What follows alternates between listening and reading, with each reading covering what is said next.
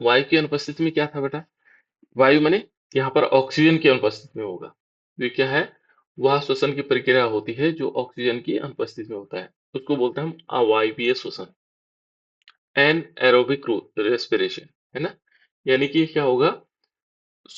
Oxygen की अनुपस्थिति में होने वाला है क्रिया। तो यहाँ पर हम सीधे क्या लिखेंगे इसको? एन एरोबिक रेस्पिरेशन, ठीक है ना। ये हमारे पास होगा, यानी कि क्या होगा? ऑक्सीजन की अनुपस्थिति में होता है, ठीक है ना। और सूक्ष्म जीवाणु होते हैं बेटा, जैसे हमारे पास क्या है? ईस्ट है, ईस्ट के द्वारा होता है ना। ईस्ट है ना, ग्लूकोज को, भोजन को एथेनॉल और कार्बन डाइऑक्साइड में तोड़ता है। ईस्ट क्या करता है? इन दो भागों में तोड़ देता है, किसको? ग्लूकोज को एथेनॉल और कार्बन डाइऑक्साइड में। तो हमने कल भी बताया था आपको कि हम क्या लेंगे? C6H12O6 लेंगे। ये क्या था बेटा? किस चीज का फॉर्मूला है? ग्लूकोज। ग्लूकोज का, वेरी गुड, ठीक है ना। अब जब ग्लूकोज का फॉर्मूला है, ग्लूकोज को हम क्या करते हैं? या एक प्रोसेस है, उसका नाम है ग्लाइकोसिफ्ट, ठीक है ना। कौन सी है? ग्लाइकोसिफ्ट, है ना। तो ग्लाइकोसिफ्ट किस प्रकार से होगा? ये देखो यहाँ पे लिखा हुआ ग्लाइकोलिसिफ्ट, है ना। इसमें क्या होता है? इसमें जो है, जो ये प्रोसेस होती है कोशिका द्रव्य में, कोशिका द्रव्य में होता है, ठीक है ना। कोशिका द्रव्य में, जो कोशिका पदार्थ होता है उसमें होता है, और वहां पर क्या बना देते हैं? पाइरुवेट बना देता है। क्या बनाता है? पाइरुवेट बनता है। इससे क्या बनेगा? पाइरुवेट। इस प्रोसेस से क्या बनेगा? पाइरुवेट। पहले ये प्रोसेस ग्लूकोज से पाइरुवेट बन जाएगा। और पाइरुवेट क्या करता है बेटा? पाइरुवेट फिर क्या करेगा? ऑक्सीजन की अनुपस्थिति, ऑक्सीजन नहीं रहेगा तो किसकी उपस्थिति में रह गए? ईस्ट। यहाँ पर ईस्ट होता है, और ईस्ट क्या करता है? इसको ये बना देता है CH3CH2OH, और 2 मॉलिक्यूल बनते हैं, प्लस क्या होता है? 2 मॉलिक्यूल CO2 बनता है, प्लस 2 ATP। एटीपी का पूरा नाम बताओ बेटा, कौन बताएगा एटीपी का पूरा नाम? एटीपी का पूरा नाम बताना। एडिनोसिन हाँ, ट्राइफॉस्फेट। बिल्कुल। इसका नाम है बेटा एडिनोसिन। ए का मतलब हो गया एडिनोसिन। यहाँ पर क्या होगा? ए का मतलब होता है एडिनोसिन, टी का मतलब होगा ट्राई, और पी का मतलब है फॉस्फेट। एडेनोसिन ट्राई फॉस्फेट, है ना। ये ऊर्जा के रूप में निकलते हैं। यहाँ पर ये ऊर्जा है ना, ऊष्मा निकलती है। इसी ये ऊर्जा हमारे काम होती है, ये संचित रहती है हमारे शरीर में, है ना। और जो ये इसका नाम क्या था? CH3CH2 है इसका, एथेनॉल। एथेनॉल। ये बहुत बच्चों के लिए सरल हो गया।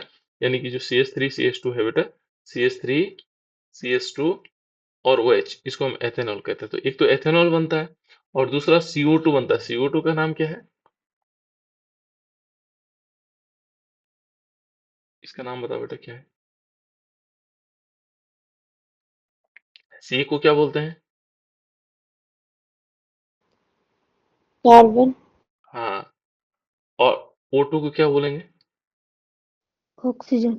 हाँ, लेकिन यहाँ पर क्या पढ़ते हैं बेटा? जैसे CO2 है ना, तो एक साथ पढ़ते हैं इसको। तो कार्बन डाई माने दो, और ऑक्साइड कार्बन डाइऑक्साइड। CO2 को क्या पढ़ते हैं? Carbon dioxide. ये छोटी छोटी चीजें याद रखने हैं आपको। इसको क्या बोलते हैं? कार्बन डाइऑक्साइड, है ना। ये आगे बहुत काम आने वाली चीज है। तो यहाँ पर क्या बनेगा? एक तो हमारे पास क्या बनेगा? एथेनॉल बनेगा, और दूसरा बनेगा कार्बन डाइऑक्साइड, और 2 मॉलिक्यूल क्या बनेंगे? एटीपी बनेंगे, एडिनोसिन ट्राइफॉस्फेट होगा। तो ये ऊर्जा के रूप में हमारे पास संचित रहती है, ठीक है। तो ये था इसका अवायवीय श्वसन। अब देखो बेटा, श्वसन के प्रमुख भाग कौन कौन से थे? ठीक है ना, श्वसन तंत्र के प्रमुख भाग थे, मैंने कल भी बताया आपको। नासा है, जो हमारी नाक है, नासा मार्ग है, श्वास नली है, श्वसनी है, फेफड़े हैं, और डायफ्राम है। ये मुख्य भाग है इसके, है ना। यदि हम सिंपल वे में इसको देखें, तो सिंपल कैसे बनाया जा सकता है? यदि हम ऐसे बनाते हैं, देखो, यदि आपको उस प्रकार, क्योंकि इसमें थोड़ा खिचड़ी टाइप की बनी हुई है, बहुत ज्यादा ये बना हुआ है, तो आपको ये चित्र बनाना ही बनाना है, क्योंकि श्वसन तंत्र पूछा जाता है बेटा। ये सारे आपको पाचन तंत्र आपको बनाना है, अमीबा में भोजन बनाना है, उनके चित्र बनाने हैं। पाचन तंत्र बनाना है, ये याद रखना है, बनाना ही नहीं बल्कि याद रखना है, उनके पार्ट भी याद रखने हैं। ठीक है ना? तो देखो जैसे श्वसन तंत्र है, तो श्वसन तंत्र को हम क्या कर सकते हैं, यहाँ से नाक बनाई सीधे ऐसे, है ना? क्योंकि यहाँ नासिका से होते हुए कहाँ जाता है वो, जो हमारे पास श्वास है वो जाता है कंठ में, यहाँ पर, है ना? यहाँ कंठ होता है, ग्रसनी होती है, उसके बाद यहाँ से सीधे इस प्रकार से आता है, देखो। और यहाँ पर बनाने हैं आपको फेफड़े। क्या बनाने? फेफड़े, जिनको हम फुफ्फुस कह रहे हैं, यहाँ पे क्या कर रहे हैं, फुफ्फुस। ठीक है ना? वो इस प्रकार से बना देंगे आप लोग, है ना, कि इस प्रकार से बने। ये मान लीजिए 2 फेफड़े हमने बनाए, है ना? इस प्रकार। उसको थोड़ा वहां से अच्छे से बना लेना, मुझसे अच्छे बन नहीं पा रहे हैं, है ना? और यहाँ पर क्या होगा बेटा, देखो, ये जो फेफड़े हैं, ये आगे ऐसे जा रहे हैं, फिर इनमें क्या हो रहा है, ऐसे ब्रांच बन रही। ठीक है ना? ऐसे क्या हो रही हैं, बहुत सारी ब्रांचेस बन रही, शाखाएं बन रही, ऐसे कर। और इन पे कूपिकाएं हैं, ऐसे गोल गोल कूपिकाएं। ठीक है ना? ऐसे करके बने हुए बहुत सारी छोटी छोटी कूपिकाएं बनी हुई। अब देखो बेटा, यहाँ पर हम नाम लिखने के लिए बता रहा हूं मैं आपको, किस प्रकार से आएगा। ये तो नासाद्वार हो गए, ये नाक हो गए, नाक से सांस लेते हैं हम, इसको मुंह भी बना सकते हैं ऐसे करके। ठीक है ना? नासाद्वार से हमने सांस लिया, ये नासाद्वार हो गया। ठीक है ना? यहाँ पर यदि हम इसमें देखेंगे, एक तो हो गया नासाद्वार, दूसरा इसमें क्या होगा, जो नासाद्वार के ऊपर क्या होगा, इसको बनाने को मुख गुहा से भी हम सांस लेते हैं, है ना? सांस कहाँ से लेते हैं, मुंह से भी लेते हैं, है ना? तो ये दोनों आ जाते हैं। ये एक तो हम क्या लिखेंगे, नासाद्वार, ये इसके पार्ट है, नासाद्वार। फिर उसके बाद जाएगा, यहां से शुरू होता है बेटा, देखो, ये है श्वास नली, इसको क्या बोलेंगे, श्वास नली, जहां हम सांस लेते हैं, श्वास नली। ये पूछे जाते हैं, इनके सचित्र वर्णन कीजिए, है ना? ये नामांकित चित्र बनाइए, नाम को अंकित करते हुए चित्र बनाना, उसको बोलते हैं नामांकित चित्र। ठीक है ना? यहाँ उपास्थि भी होता है, ये श्वास नली होगी। उसके बाद क्या होता है बेटा, जहां से श्वास नली क्या होगी, दो भागों में बटेगी। दो भाग कौन कौन से, एक ये हो गया, एक ये हो गया, है ना? ये वाले, ये दोनों, यह होगा श्वसनी, इनको क्या बोलेंगे, श्वसनी, यहाँ पर श्वसनी हो जाएगी। और जो ये छोटे छोटे पार्ट में बन गए, देखो ये छोटे ब्रांच में बन गए, ये होंगी श्वसनिका, श्वसनिका। ये तो मैं केवल इसलिए बता रहा था, इस चित्र उतना अच्छा नहीं बना हुआ है ना? आप लोगों को बढ़िया से बनाना है। उसके बाद आएगा, ये श्वसनिका है, श्वास नली, श्वसनी, श्वसनिका। और उसके बाद आता है बेटा, यहाँ पर ये है कूपिका, कूपिका कोश, है ना? कूपिका, ये हमारे पास क्या है, कूपिका है। ठीक है ना? ये कूपिका है। और यहाँ पर क्या होता है, इसके नीचे ऐसा करके एक बना होता है डायफ्राम, जिसको हम क्या बोलते हैं, डायफ्राम। इसके पार्ट है, डायफ्राम, क्या होगा, डायफ्राम। डायफ्राम का काम बहुत महत्वपूर्ण होता है, ये जब नीचे की तरफ खींचेगा तो फेफड़े क्या होंगे, फूलेंगे, ये डायफ्राम, है ना? ये जब नीचे की तरफ खींचता है तो फेफड़े फूलते हैं, और जब ये ऊपर जाता है, ये ऊपर जाएगा तो फेफड़े फिर से खुल जाते हैं। तो ये कुछ पार्ट हैं बेटा इसके, है ना? इनको याद रखना, श्वास नली इंपॉर्टेंट है। और ये दोनों क्या है, इनको बोलते हैं फुफ्फुस, फेफड़ियां, फेफड़े जिनको हम कहते हैं, तो ये है फुफ्फुस,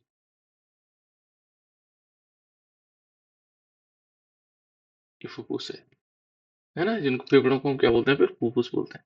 इसके बाहर रिब्स लगे रहते हैं, बहुत अलग अलग चीजें हैं, तो ये कम से कम हमें मानव के लिए श्वसन तंत्र का पार्ट हो गया। ठीक है? तो ये अलग अलग पार्ट हैं, इनसे हम क्या कर इनको नामांकित चित्र इस प्रकार से बनाया जा सकता है। तो ये अलग अलग पार्ट है बेटे इसके, है ना? और कूपिकाएं क्या होती है, छोटी छोटी होती है, इनसे जो ऑक्सीजन है उस कहाँ जाता है, रक्त में जाता है। ठीक है? ये हो गया था बेटा हमारे पास श्वसन तंत्र। अब नेक्स्ट पार्ट है इसका, दूसरा जो पार्ट है, यहाँ पर देखेंगे तो ये कौन सा हो गया, श्वसन के प्रमुख भाग हो गए, श्वसन तंत्र के मुख्य भाग हो गए। नेक्स्ट टॉपिक है रुधिर। रुधिर को आप लोग जानते हैं, रक्त, ठीक है ना। रक्त को हम रुधिर कहते हैं बेटा। रुधिर क्या है? रुधिर के एक प्रकार का क्या है हमारे पास? तरल संयोजी ऊतक है। ये बहुत इंपॉर्टेंट है बेटा। रुधिर क्या होता है? तो हम एक इंपॉर्टेंट पार्ट है, रुधिर तरल संयोजी ऊतक है, ध्यान रखना। ये सबसे इंपॉर्टेंट लाइन है, ये 2-3 बार ये क्वेश्चन पूछा गया था कि रुधिर क्या होता है। तो रुधिर हमारे पास क्या होता है? तरल संयोजी ऊतक होता है। क्या होता है? संयोजी ऊतक होता है ना। तरल संयोजी ऊतक, जिसमें श्वसन रंजक हीमोग्लोबिन उपस्थित होता है। और इसमें जो श्वसन का रंजक होगा, श्वसन श्वसन रंजक हीमोग्लोबिन उपस्थित होता है। और इस तरल संयोजी ऊतक में क्या होता है? हीमोग्लोबिन रहता है, ठीक है ना। हीमोग्लोबिन कहाँ रहता है? तरल संयोजी ऊतक में। वो है रुधिर। जिसके कारण क्या होता है बेटा? रुधिर का रंग कैसे होता है? लाल। अब से क्वेश्चन पूछा जाता है कि रुधिर का रंग किससे लाल होता है, किसके कारण होता है? तो हमें पता है वो किसके कारण होता है, हीमोग्लोबिन के कारण। हीमोग्लोबिन के कारण हमारा रक्त कैसे दिखाई देता है? लाल रंग का। और ये जो रक्त है बेटा, ये तरल संयोजी ऊतक है। बहुत इंपॉर्टेंट लाइन है, ये है तरल संयोजी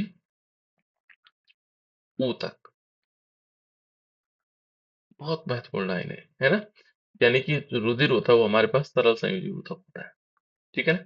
इसमें हीमोग्लोबिन होता है, जो रंग होता है इसमें, ये रंजक होता है, वो हीमोग्लोबिन होता है, ठीक है ना। हीमोग्लोबिन, इसके कारण कैसे रंग दिखाई देता है रक्त का? रुधिर का रक्त कैसे होगा बेटा? रुधिर का रक्त कैसे होगा?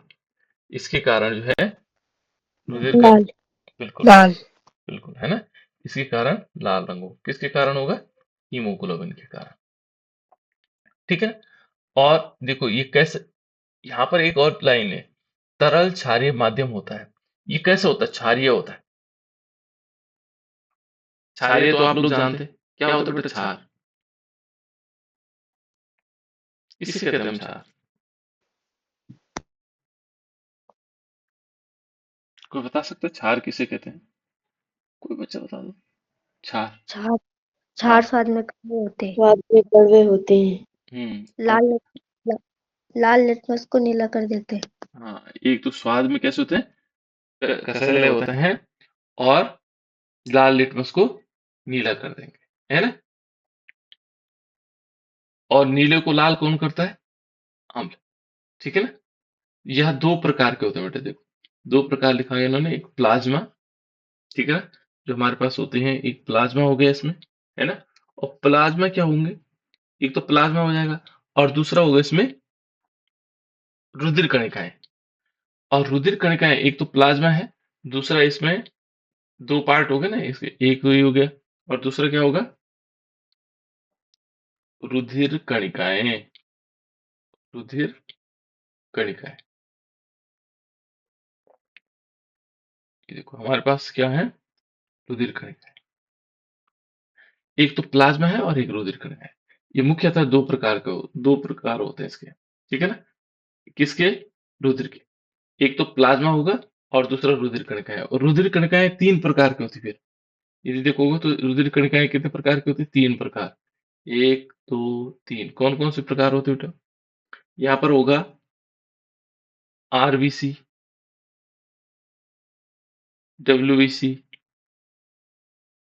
और प्लेटलेट्स। रुधिर प्लेटलेट्स, है ना। प्लेटलेट्स नहीं होता है, जब बीमार बुखार आता है तो प्लेटलेट्स गिर जाता है ना। तो ये 3 चीजें होती हैं हमारे पास, है ना। यहाँ पर देखो, पहले हम, दो मुख्य भाग होते हैं, एक तो प्लाज्मा होता है और एक रुधिर कणिकाएं। रुधिर कणिकाएं पुनः 3 प्रकार की होती है। लाल रक्त कणिकाएं, व्हाइट, सफेद श्वेत रक्त कणिकाएं और प्लेटलेट्स। 3 चीजें होती है ना। चलो अब प्लाज्मा पढ़ते, प्लाज्मा क्या होता है ना। तो प्लाज्मा देखो, प्लाज्मा लिखा हुआ है इन्होंने, रुधिर कणिकाएं, और रुधिर कणिकाएं 3 प्रकार की होती हैं। ये देखो रुधिर कणिकाएं, और ये 3 प्रकार की होती है ना। पहले प्लाज्मा देखते हैं। तो प्लाज्मा क्या है? प्लाज्मा होता है रुधिर में तरल भाग को प्लाज्मा कहा जाता है। जो तरल भाग होगा इसका, वो प्लाज्मा कहलाएगा। और ये प्लाज्मा क्या होता है बेटा? रंगहीन होता है, इसका कोई रंग नहीं होता है, ठीक है। और लगभग 90% भाग जल होता है इसमें, जो 90% भाग है इसका, वो क्या होता है? जल होता है। किसका? प्लाज्मा। 90% भाग क्या होगा? जल होगा। इसमें प्रोटीन होता है। प्लाज्मा में क्या होता है? प्रोटीन होता है, लवण होते हैं, हार्मोन्स होते हैं, है ना? ये सब इसी में रहते हैं, है ना? आदि दूसरे भागों को ले जाने का काम करती हैं। और इनको क्या करते हैं? एक जगह से दूसरी जगह भी ले जाते हैं। कौन? ये प्लाज्मा। प्रोटीन को इधर से एक जगह से दूसरी जगह ले जाना, लवण को एक दूसरी जगह से दूसरी जगह ले जाना, हार्मोन को एक जगह से दूसरी जगह ले जाना। अब दूसरा जो भाग है, दूसरा जो पार्ट था हमारे पास, रुधिर कणिकाएं। इसमें लाल रुधिर कणिकाएं हैं, है ना? लाल रुधिर कणिकाएं बेटा, इन कोशिकाओं के अंदर क्या होगा? लाल रंग का हीमोग्लोबिन रंजक पाया जाता है। इसमें क्या होगा? लाल रंग का हीमोग्लोबिन पाया जाता है। और ये सबसे महत्वपूर्ण होता है। ये हीमोग्लोबिन क्या काम करता है? ये ऑक्सीजन को फेफड़ों से शरीर के अन्य भागों तक पहुंचाता है। ये क्या हीमोग्लोबिन क्या काम करता है? ऑक्सीजन को लेकर के कहाँ जाता है? शरीर के विभिन्न भागों तक पहुंचाता है। ये काम करता है। जैसे ऑक्सीजन, यहाँ फेफड़े है ना, हमारे फेफड़ों से ऑक्सीजन आया, है ना? यहाँ पर क्या है? ये लगे हुए हैं, क्या बोलते हैं उसका नाम? हमारी ब्लड वेसल्स लगी हैं, है ना? हमारी नसें जिनको हम कहते हैं, है ना? धमनियां, है ना? शिराएं लगी हुई है। अब ये क्या करता है? जैसे ही यहाँ पर आएगा ऑक्सीजन, यहाँ पर आएगा तो ऑक्सीजन हीमोग्लोबिन के साथ अभिक्रिया करके ऑक्सी हीमोग्लोबिन बना देता है। क्या बना देता है? Oxy haemoglobin. और ये क्या करता है? इन ब्लड वेसल्स के द्वारा, जो हमारी रक्त का कोशिकाएं होती है, रक्त नसें होती हैं, है ना? उनके द्वारा हीमोग्लोबिन लेकर के पूरे शरीर में ऑक्सीजन पहुंचा देता है। ठीक है ना? तो ये शरीर के विभिन्न भागों तक पहुंचाने का काम करता है। और हमारे शरीर का ताप नियंत्रित करता है। जो हमारे शरीर का ताप है उसको नियंत्रित करता है ना? ना तो उसको बढ़ने देता, ना घटने देता, है ना? बराबर से वो रखता है। और इसका जो जीवन काल होता है बेटा, ये जो हमारे पास आरबीसी है, इसका जीवन काल 120 दिन का होता है। 120 दिन बाद ये क्या हो जाती है? खत्म हो जाती है। फिर क्या बनती है? कणिकाएं बनती है। इनका जीवन काल कितना होता है? 120 दिन। तो ये सारे पॉइंट्स इंपॉर्टेंट है ना? उसके बाद देखो बेटा, रुधिर प्लेटलेट्स। रुधिर प्लेटलेट्स क्या होते हैं? ये कहते हैं कि यह कटने या चोट लगने पर रक्त का स्कंदन थक्का बनाने में सहायक होते हैं। और इसका निर्माण अस्थि मज्जा में होता है। अब देखो बेटा, जो प्लेटलेट्स होते हैं, ये रक्त का थक्का बनाते हैं। होता क्या? जैसे हमारा हाथ ही कहीं पर कट जाता है, जैसे मैंने यहाँ पर कट गया, ठीक है ना? हाथ कट गया, यहाँ पर चोट लगने से क्या हुआ? हाथ कट गई, इस प्रकार, है ना? कट गया। तो ये प्लेटलेट्स क्या करते हैं? यहाँ पर एक जाला बना लेते हैं, ऐसी जाली टाइप की बना लेते हैं, ठीक है ना? और जो रुधिर कणिकाएं होती हैं, लाल रुधिर कणिकाएं, वो इसमें आकर के फंस जाती हैं, ठीक है? ऐसे फंस जाती, बाहर नहीं निकल पाती। तो थोड़ी देर में क्या होता है? वहां पे थक्का हो जाता है, जम टाइप हो जाता है रुधिर। तो इस प्रकार से का काम करती है प्लेटलेट्स। जैसे क्या होगा? यहाँ पर कोई कट लगा, इस कट पे एक जाला बना देगी ऐसे, प्लेटलेट्स ऐसे जाला बनाती है, कुछ काम नहीं करती, ऐसे जाला बन जाएगा, है ना? और इस जाले के अंदर क्या होगा? जो हमारे पास लाल रुधिर कणिकाएं हैं, इस जाले के अंदर ऐसे गोले फंस जाएंगे, बाहर नहीं निकल पाएंगे, है ना? बाहर नहीं निकल पाएंगे, इस जाले में फंस जाएंगे। इस प्रकार से क्या होगा? रुधिर का थक्का बन जाता है, ठीक है ना? वहां पर रुधिर थोड़ी देर में जम जाता है। कुछ लोगों में नहीं जमता। उसका कारण बताएंगे क्या, क्यों नहीं जमता? उनमें एक प्रकार का हार्मोन नहीं होता, जिसको हम बोलते हैं हिपेरिन, है ना?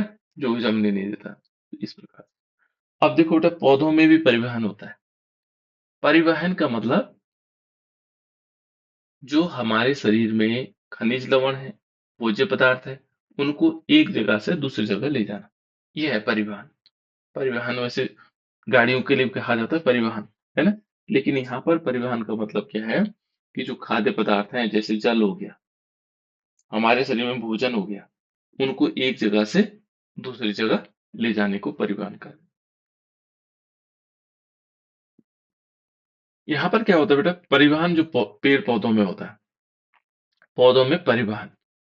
आप लोगों ने एक चीज कल्पना करो, हमने एक पौधा लिया, ठीक है, ये पौधे क्या है बेटा, जड़ें हैं इनके पास, ऐसी जड़ें हैं, है ना। आप लोगों ने देखा होगा पानी कहाँ से कहाँ बहता है। पानी को देखोगे तो पानी जब ऊपर डाला जाता है ना, टॉप में से कहीं डाला जाता है, वो ढाल की तरफ बहता है, नीचे की तरफ बहता है, जैसे पहाड़ियों से पानी नीचे आता है। लेकिन यहाँ पर पानी कहाँ बह रहा है, पानी यहाँ जड़ों में था, और जड़ों के द्वारा यहाँ पत्तियों तक पहुंच जाता है। कैसे पहुंचता होगा? जड़ों से पानी जो है पत्तियों तक कैसे पहुंचता होगा?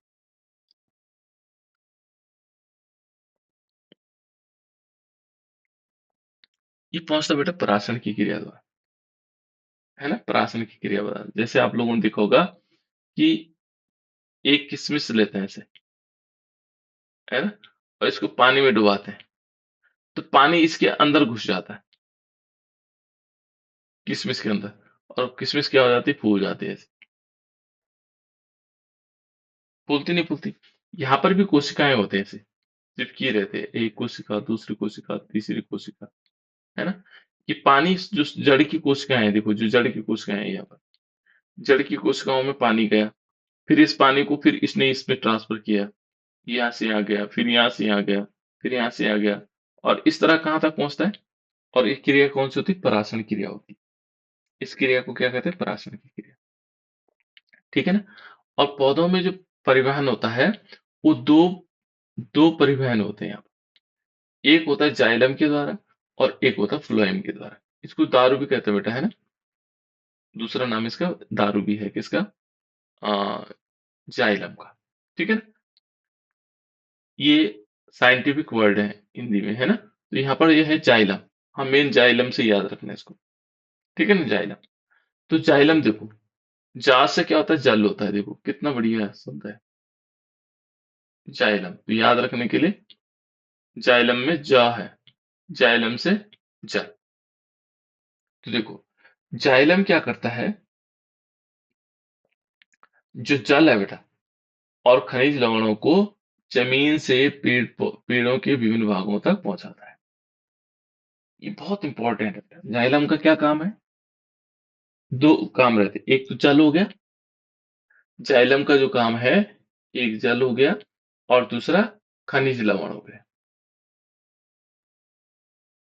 दूसरा क्या बेटा, खनिज लवण।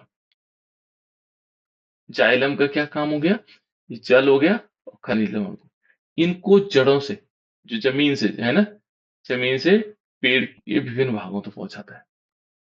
अब जाइलम कौन होता है, पेड़ तो आप लोगों सबने देखा है, पौधा तो सब देखा है आप लोगों ने, है ना। इसमें जाइलम कौन सा होता है,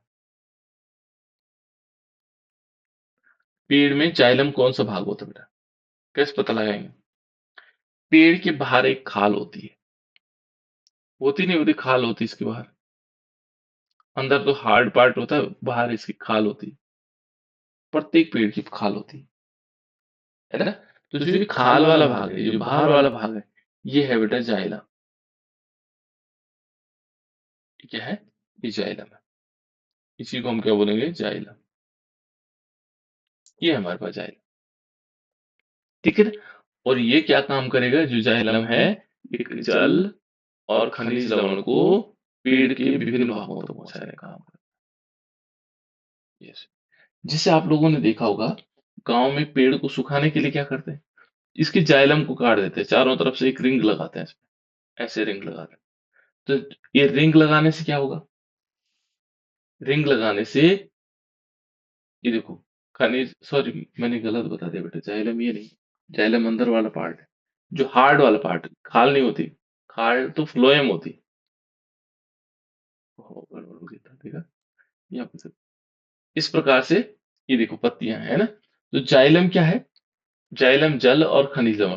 तो जो ये अंदर वाला पार्ट है, जो हार्ड वाला पार्ट है, जो क्या है, हार्ड वाला पार्ट है, खाल के अंदर वाला जो पार्ट होगा, जाइलम ये नहीं है, जाइलम वो अंदर वाला पार्ट है, जो खाल के अंदर रहता है, खाल बाहर है ना। जो खाल के अंदर वाला भाग है, वो है जाइलम। तो ये क्या करेगी, यहां से किसको पहुंचाएगा, जल और खनिज लवण को पौधों के विभिन्न भागों तक पहुंचाता है। जो अंदर वाला भाग है, पेड़ के दो भाग होते हैं ना, एक हार्ड वाला भाग हो गया जो अंदर रहता है, जैसे भीमल आप लोगों ने देखा होगा, भीमल के बाहर रेस निकलता तो रेशा निकलता है, उसके अंदर एक डंडी टाइप की रहती है, तो उस डंडी की बात कर रहा हूँ, है ना, वो है जाइलम। उसको हम क्या बोलेंगे? जाइलम। जो हार्ड पार्ट है अंदर पेड़ का, उसको हम जाइलम कहते हैं। वो क्या करता है? जल और खनिज लवण को जड़ से लेकर के और पत्तियों तक पहुंचाता है, यानी जमीन से लेकर के और कहाँ तक पहुंचाएगा? पत्तियों तक। ठीक है ना? देखो, जाइलम एक निर्जीव लंबी नलिका नलिका जो विकास नली की तरह पौधे की में फैली रहती है, और इसमें कोशिका द्रव या केंद्रक नहीं होता है। ठीक है ना? इसकी भित्ति सेलुलोज की बनी होती है, सेलुलोज और लिनिन लिग्निन की बनी होती है ना? यहाँ पर देखो कि अंदर वाला पार्ट हार्ड होता है बिल्कुल एकदम, ठीक है ना, कठोर भाग होता है, तो ये निर्जीव होता है। और इसमें क्या होता है, ये क्या इसका काम हमने बता दिया, इसका काम होता है कि जाइलम क्या काम करेगा? जल और खनिज लवण को जमीन से लेकर के पेड़ के विभिन्न भागों तक पहुंचाएगा। ये बहुत बार पूछा जाता है बेटा, क्वेश्चन है ना, कि जाइलम किसे कहते हैं। दूसरा फ्लोएम। अब फ्लोएम देखो, फ्लोएम से हम याद रखेंगे फ्लोएम, तो फ्लोएम जाइलम से जा याद रखा, फ्लोएम से फूड, फूड माने भोजन हो गया बेटा, है ना? देखो, फ्लोएम क्या काम करता है, इसमें भोजन का संकलन तथा तथापि पौधे की आवश्यकता अनुसार ऊपर से नीचे की ओर होता है। यानी कि सिंपल इसको हम इस भाषा में लिख कर कैसे लिख सकते हैं कि जो फ्लोएम होता है वो क्या करता है, भोजन को पेड़ पौधे के विभिन्न भागों तक पहुंचाता है। ठीक है ना? अब जैसे देखो, दो प्रोसेस थी, हमने कहा यहाँ जाइलम ने क्या किया, मान लीजिए जाइलम ने, है ना, ये अंदर हार्ड पार्ट था, तो इस हार्ड पार्ट में क्या हुआ बेटा, जल और खनिज लवण कहाँ पहुंचे? पत्तियों तक पहुंचे। मान लीजिए यहाँ पर पत्ती है ना? पत्ती क्या काम करती है? पत्ती यहाँ पर एक कार्बन डाइऑक्साइड वायुमंडल से लेती है रंध्र में, यहाँ इसके पास छोटे छोटे रंध्र हैं, ये रंध्र से वायुमंडल से कार्बन डाइऑक्साइड लेती है, तो कार्बन डाइऑक्साइड हो गया, और H2O कहाँ से आ गया? जल कहाँ से आया? इन जड़ों से यहाँ पहुंचा है ना? ये दोनों मिलाकर के क्या बनाते हैं? फोटोसिंथेसिस करती है और क्या बना देते हैं? ग्लूकोज बनाते हैं, ग्लूकोज का निर्माण। इसीलिए तो हरे पेड़ पौधे क्या कर रहे हैं? अब जब ग्लूकोज बना कहाँ? पत्तियों में, C6H12O6, भोजन कहाँ बना? पत्तियों में इसका। अब इस भोजन को क्या करता है, इसमें जो फ्लोएम है, जो खाल है बेटा, उस खाल के द्वारा जड़ों तक भी पहुंचाता है, जड़ों को भोजन देती है। मतलब पौधे के विभिन्न भागों तक तो पहुंचता ही है, लेकिन उसकी पौधे की जो जड़ें हैं वहां तक भी पहुंचता है। ठीक है? इसको बोलते हैं बेटा फ्लोएम। इसको क्या बोलेंगे? फ्लोएम। ये फ्लोएम हो। फ्लोएम का क्या काम हुआ? अब क्या काम है? भोजन को पौधों के विभिन्न भागों तक पहुंचाने का काम किसका है? फ्लोएम का। क्लियर? इतनी बात क्लियर होगी बेटा?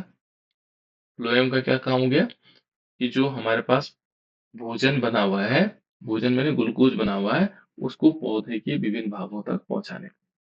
अब मान लीजिए देखो, इसको क्या करते हैं, सुखाने के लोग रिंग काटते हैं, वैसे करना मत आप लोग, है ना? पौधों को जितना बचाओगे उतना बढ़िया ही रहता है। यहाँ पर रिंग काट दो, जैसे यहाँ पर रिंग का मतलब चारों तरफ से इसका गोला ऐसे काट देते हैं, हल्का हल्का छील देते हैं, यानी फ्लोएम को काट देते हैं। फ्लोएम को काटने से क्या होगा कि जो भोजन है इन जड़ों को नहीं मिलेगा। अब जड़ों को भोजन नहीं मिलेगा तो क्या होंगी? जड़ें मर जाएंगी। जड़ें मर जाएंगी तो फिर क्या होगा? ये पानी ऊपर नहीं पहुंचा पाएंगे। पानी ऊपर नहीं पहुंचेगा तो ग्लूकोज का निर्माण नहीं होगा। ग्लूकोज का निर्माण नहीं होगा तो पेड़ पौधा सूख जाएगा। ठीक है ना? तो यहाँ पर हमें ध्यान रखना है कि फ्लोएम क्या करता है। फ्लोएम इसमें भोजन का संकलन तथा पौधों की आवश्यकता अनुसार ऊपर की ओर और अथवा नीचे की ओर ले जाता होता है। यानी जहां जरूरत होगी वहां भोजन किसके द्वारा जाएगा? फ्लोएम के द्वारा। ठीक है? जिसमें कोशिका द्रव होता है, परंतु केंद्रक नहीं होता है। इसमें कोशिका द्रव तो होता है फ्लोएम में, लेकिन केंद्रक नहीं होता है ना? भोजन का परिवहन पौधों के विभिन्न भागों में होता है। इसको विभिन्न भागों तक पहुंचाने का काम कौन करता है? ये फ्लोएम करता है। तो क्लियर हो गया बेटा? ये हमारे पास फ्लोएम हो। तो जाइलम और फ्लोएम याद रखना है, ठीक है ना? अब दूसरा देखो बेटा इसमें, ये है मानव में परिवहन, काफी इंपॉर्टेंट है। जो मानव है उसमें परिवहन का काम होता है, रुधिर परिवहन। तो देखो बेटा, रुधिर हमारे शरीर में विभिन्न भागों में घूमता रहता है ना? हमारा हाथ कट जाए वहां खून निकलता है, पाँव कट जाए वहां खून निकलता है, इसका मतलब सारा मूवमेंट कर रहा है ना?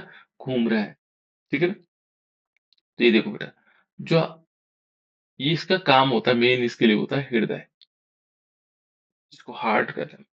क्या कर रहे हैं? हार्ट, हमारे हार्ट की बात करें, है ना? तो देखो, रुधिर परिवहन में निम्न अंगों से प्रभावित होता है। देखो हमारे पास क्या होंगे, ये अंग होंगे, सबसे इंपॉर्टेंट भाग होता है इसका हार्ट। हमारे शरीर में रुधिर का परिवहन के लिए सबसे इंपॉर्टेंट क्या होता है? हार्ट होता है, ठीक है? और इसकी जो आकृति होती है बेटा, ये त्रिभुजाकार होती है। त्रिभुज कैसे होता है ना? हार्ट का त्रिभुजाकार, या बंद मुट्ठी की तरह होता है, जैसे बंद मुट्ठियां होती है ऐसे, लगभग मान लो, है ना? ऐसे करके बंद मुट्ठी की तरह, है ना? इसके अंदर कितने? चार कोष्ठ होते हैं। ये बहुत इंपॉर्टेंट, चार कोष्ठ। कौन कौन से होते हैं बेटा, किसी को मालूम है? जो हृदय होता है उसके अंदर चार कोष्ठ होते हैं।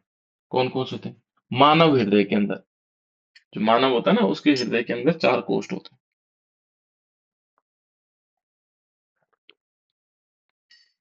प्रत्येक जीव के अलग अलग कोष्ठ होते हैं, ठीक है ना? किसी में तीन होते हैं, किसी में दो होते हैं कोष्ठ, लेकिन जो मानव है उसके चार कोष्ठ होते हैं।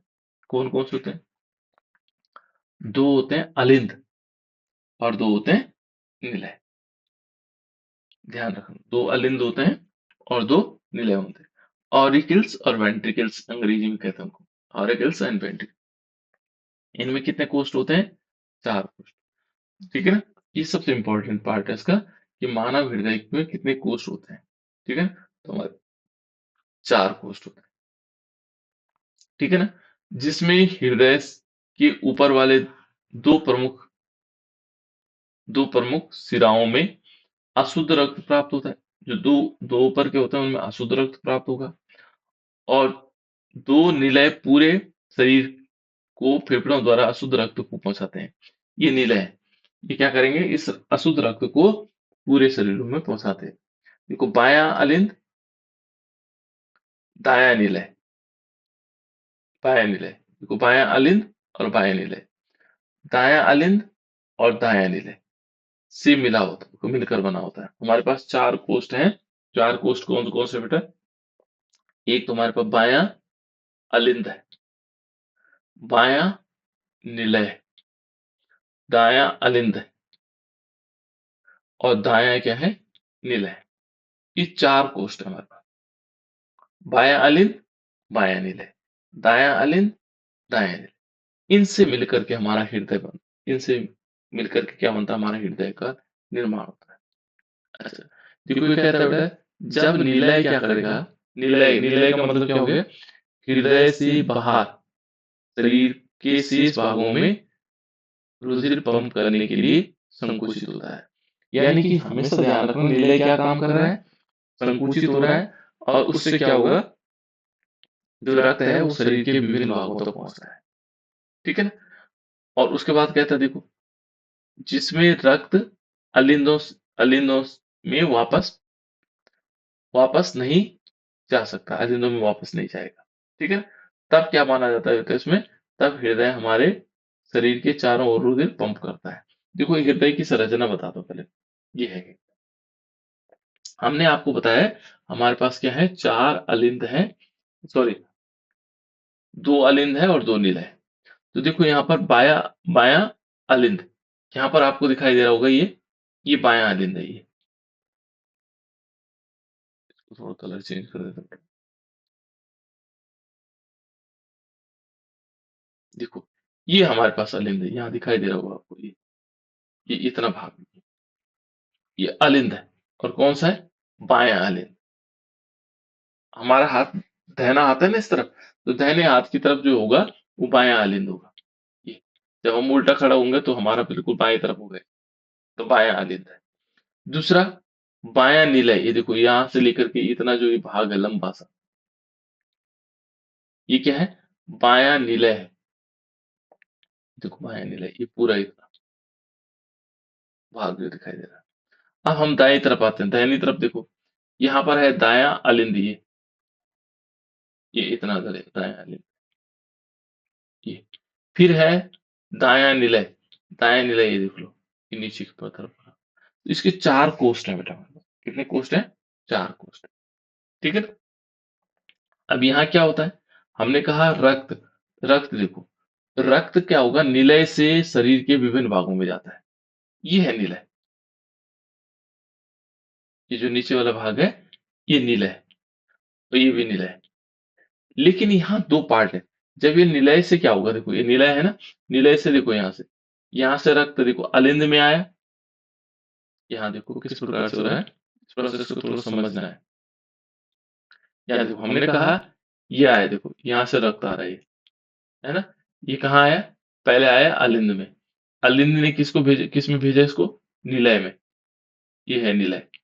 निलय में जैसे रक्त आया, फिर क्या हुआ? ये ऊपर की तरफ गया, देखो यहाँ ऊपर की तरफ, यहाँ से ये गया, और इस शरीर के विभिन्न भागों में पहुंच रहा है, इस शरीर के विभिन्न भागों में।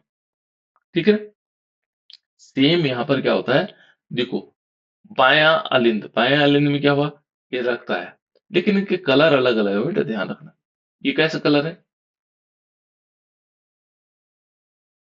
कैसा कलर है? कलर तो पहचानते हैं आप लोग। ये कौन सा कलर दिखाई दे रहा है आपको यहाँ? हल्का नीला है, नीले रंग का, और ये हल्का लाल रंग का दिखा रहा है। तो यहाँ पर कंडीशन है उसकी, है ना? ऐसे कलर क्यों दिखाई? देखो यहाँ से रक्त आया, आने के बाद फिर कहाँ पहुंचा? फिर ये निलय में जाएगा। निलय से देखो, निलय से यहाँ से जा रहा है, देखो ये ऊपर ऐसे करके, और ये भी शरीर के विभिन्न भागों में। अलिंद में तो रक्त आएगा, आ से अलिंद बने आएगा, है ना? देखो अलिंद, दायां अलिंद बायां अलिंद, और निलय से शरीर के विभिन्न भागों तक पहुंचेगा। ठीक है? ये चारों कोष्ठ आप लोगों ने देख ली। इसका चित्र बनाना है आप लोगों ने, और इसकी प्रैक्टिस करनी है।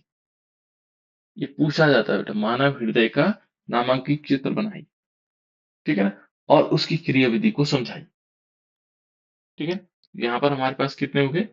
दो अलिंद हो गए और दो निलय हो गए। बायां अलिंद, दायां अलिंद, बायां निलय, दायां निलय। ठीक है ना? चार हो गए। और इसमें क्या होगा? रक्त क्या बताया था आपको? यहाँ पर यदि पहली लाइन में देखोगे कि मानव हृदय में, देखो ये जब निलय हृदय के बाहर शरीर से शेष भागों में रुधिर पंप करता है, करने के लिए संकुचित होता है, तो जिसमें रक्त क्या होगा? अलिंद में वापस नहीं जा सकता है।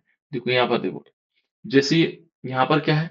ये अलिंद है, और माना ये क्या होगा? पिचकेगा, ये माना पिचक जाता है ना? तो ऐसा नहीं कि रक्त यहाँ जाएगा वापस अलिंद में जाएगा, अलिंद में नहीं जाता, ये बंद हो जाता वाल्व, और यहाँ से क्या होगा? शरीर के विभिन्न भागों तक पहुंच जाता है। यहाँ पर वाल्व है, ये वाल्व बंद होते हैं।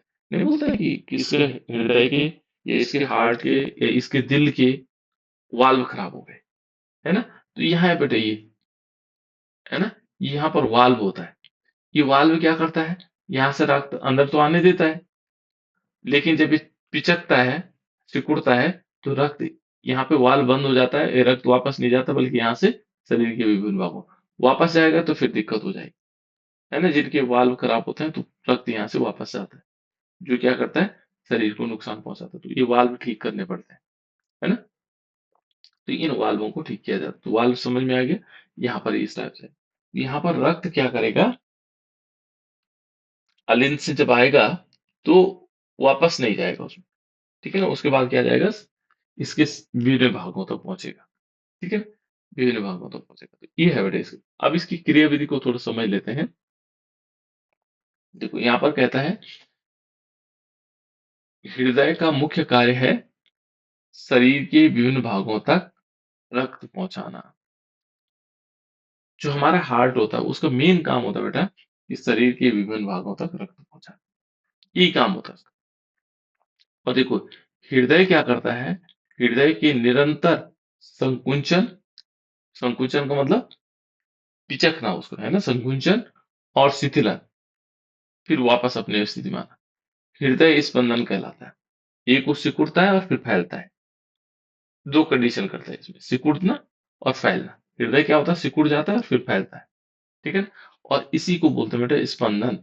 जो धड़कन आती है ना, धक धक धक, इस टाइप से होता है। तो उसका कारण क्या है, एक बार हृदय सिकुड़ता है, फिर क्या हो जाता है, फैलता है, फिर सिकुड़ना फैलना, सिकुड़ना फैलना, ठीक है ना? इस प्रकार से होता है, उसको बोलते हैं स्पंदन। स्पंदन होते समय हृदय में विभिन्न हृदय पेशियां बनी होती है ना। देखो स्पंदन होते होते हृदय में विभिन्न हृदय पेशियों पेशियां बनी होती हैं, जिसे संवहन तंत्रिका कहते हैं। ये संवहन, इसमें क्या होगा, शरीर के विभिन्न भागों तक क्या पहुंचेगा, रक्त पहुंचेगा, है ना, संवहन। देखो यह तंत्र क्या है, रक्त को पूरे शरीर में पहुंचाता है ना, जिसे हम क्या कहते हैं, हृदय पंप करता है। इसके लिए हम एक शब्द कहते हैं, हृदय क्या कर रहा है, पंप का काम कर रहा है, ठीक है, उसको धक्का दे रहा है, ठीक है बेटा। तो ये है मानव हृदय की गति, है ना, किस प्रकार से वो गति करता हुआ, ठीक है ना, इस प्रकार से आ जाएगा। अब देखो इसके पार्ट कौन कौन से होते हैं, है ना। पहला इसमें होता है बेटा धमनियां, और एक होता है सिराएं। ये पूछा जाता है हृदय धमनियां क्या होती हैं, सिराएं क्या होती हैं, ठीक है ना। तो पहले धमनियों के बारे में जानते हैं, धमनियां क्या होती हैं। देखो धमनियां यहाँ अलग अलग हो गई, फुफ्फुस धमनियां, महाधमनियां, महासी, और भी है कुछ धमनियां, तो ये दो प्रकार के, है ना। तो देखो ये मोटी भित्ति वाली रुधिर वाहिकाएं होती हैं, जो रक्त को हृदय से रुधिर के सभी भागों तक पहुंचाती हैं। धमनियों का क्या काम हुआ, कि जो रक्त है उसको शरीर के विभिन्न भागों तक पहुंचाने का, ठीक है ना। और इनमें क्या होता है बेटा, इनमें शुद्ध रक्त होता है। धमनियां क्या होती हैं, शुद्ध रक्त होती है।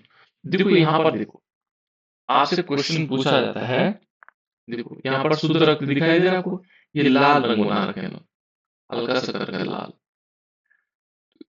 ये धमनियों का काम है। तो आपसे एक क्वेश्चन पूछा जाता है कि बाएं अलिंद में, अलिंद माने आए, यहाँ पर आना है रक्त, बाएं अलिंद में कौन सा रक्त आता है, तो कौन सा रक्त आता है बेटा, शुद्ध या अशुद्ध,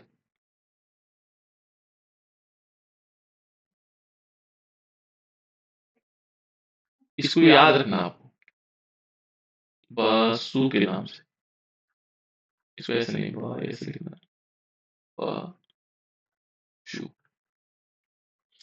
वासु क्या हुआ, यहाँ पर देखना बाएं अलिंद में शुद्ध रक्त आता है, यह ध्यान रखना, बाएं अलिंद में शुद्ध रक्त आता है, इनमें ध्यान रखना यहाँ शुद्ध रक्त आता है, पहले अलिंद में यहाँ शुद्ध रक्त आया। और ये काम कौन करता है, ये धमनियों का काम है। धमनियां देखो यहाँ पर क्या है, फुफ्फुस, ये देखो यहाँ पर ये आया, अलिंद में रक्त आया, ठीक है ना, ये अलिंद में आया, ठीक है ना, फुफ्फुस सिराएं इनको क्लिक करके आया यहाँ पर, ठीक है। फिर ये जब यहाँ आ जाता है, अलिंद में आ जाता है, अलिंद में आने के बाद ये रक्त जाता है निलय में, इनके पीछे एक वाल्व होता है, ये निलय में गया, जब ये निलय में जाता है बेटा तो ये वाल्व बंद हो जाता है और यहाँ से फिर सिकुड़ता है, सिकुड़ने के बाद एक फिर रक्त क्या होता है, ये देखो महाधमनियों के द्वारा शरीर के विभिन्न भागों तक पहुंचता है। तो धमनियों का क्या काम हो गया, रक्त को, देखो रक्त को हृदय से रु- शरीर के विभिन्न भागों तक पहुंचाने का काम, ठीक है ना, रक्त को हृदय से शरीर के विभिन्न भागों तक पहुंचाना, जो रक्त है उसको शरीर के सभी भागों तक पहुंचाना, ये किसका काम है, ये है महाधमनियों का काम, धमनियों का काम, ठीक है। अब वो धमनियां क्या हो सकती हैं, शुद्ध रक्त को भी पहुंचा सकती हैं, और अशुद्ध रक्त को भी देखो बेटा, फुफ्फुस धमनी है ये भी पहुंचा रही है। धमनियों का काम क्या है? रक्त को शरीर हृदय से शरीर के विभिन्न भागों तक पहुंचाना। ये शुद्ध रक्त भी पहुंचाती है और अशुद्ध रक्त भी पहुंचाती है ना। अब देखो अशुद्ध रक्त का क्या कैसे आता है। देखो, उसके बाद शिराएं होती है बेटा, ये पतली भित्ति वाली होती है और रुधिर वाहिकाएं होती हैं जो रक्त को शरीर के सभी भागों से वापस हृदय तक लाती हैं। तो देखो जो हमारे पास शिराएं होंगी वो क्या करेंगे, रक्त को क्या करती हैं, कहाँ से लाती हैं, शरीर से विभिन्न भागों से कहाँ लाती हैं, हृदय में लाती हैं। देखो बेटे शिराएं देखो, शिराएं होती हैं, शिराओं में अशुद्ध रक्त होता है। शिराएं होती हैं उनमें कौन सा रक्त होता है, अशुद्ध रक्त। ठीक है ना, इनमें अधिकांश क्या होता है, अधिक अशुद्ध रक्त। और अशुद्ध रक्त को हम नीले उसमें दिखाते हैं, ये नीला रंग जो दिखाई दे रहा है आपको, इससे दिखाते हैं। तो यहाँ पर धमनियां पता लगे, धमनियों का क्या काम हुआ, रक्त को शरीर के सभी भागों तक पहुंचाने का काम, और इनमें शुद्ध रक्त होता है।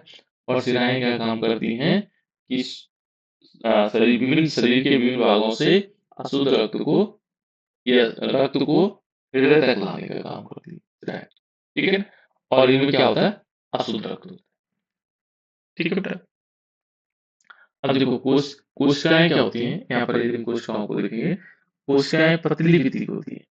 कोशिकाएं चौथा नंबर है इसमें, कोशिकाएं इनमें क्या होती है, पतली भित्ति होती है और काफी अधिक रुधिर वाहिकाएं, संकीर्ण नलिकाएं होती हैं जो धमनी को शिरा से जोड़ती है। धमनियों को किससे जोड़ती है, शिरा से। ठीक है ना, और शरीर में ये विभिन्न पदार्थ जैसे ऑक्सीजन हो गया, भोजन हो गया, कार्बन डाइऑक्साइड हो गया, इन रुधिर देखो आदि का रुधिर और कोशिकाओं के बीच आदान प्रदान का कार्य करती है।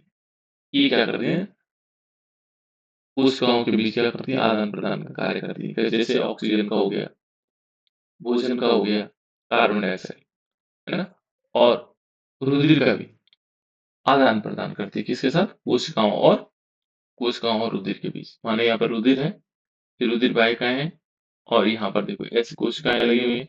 यहाँ से अंदर क्या करेगा, ऑक्सीजन को पहुंचा देगा, यहाँ से कार्बन डाइऑक्साइड बाहर निकाल देगा, ग्लूकोज को अंदर ले जाएगा। ये सारा काम कौन करती है, कोशिकाएं का। ठीक है बेटा, ये है हमारे पास कोशिका।